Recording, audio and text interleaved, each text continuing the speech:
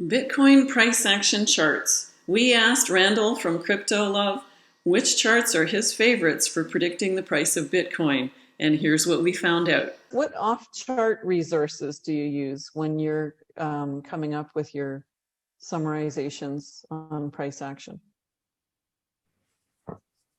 Well, I like to see the headlines on CoinMarketCap and Cointelegraph, and I also use CryptoPanic to kind of get the general ideas of which articles are trending.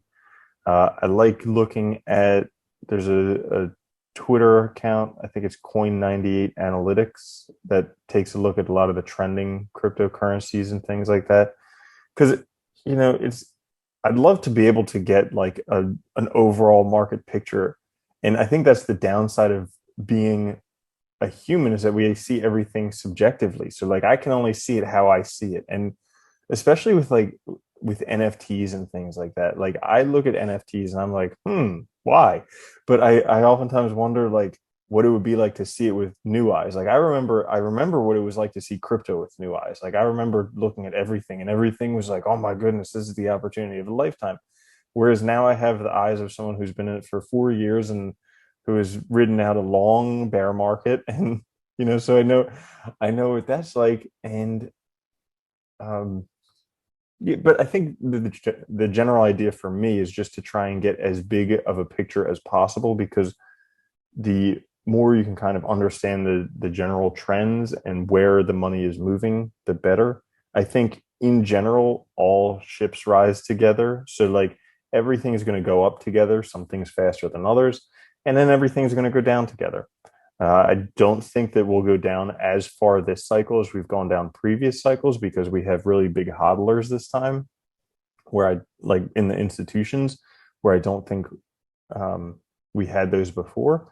But I also think we're going to be kind of surprised with how far it's going to go down. And but we may also be really surprised with how far it's gone up. Like I'm still shocked how quickly Bitcoin went from $10,000 to $60,000. Like I'm blown away with how fast it did that.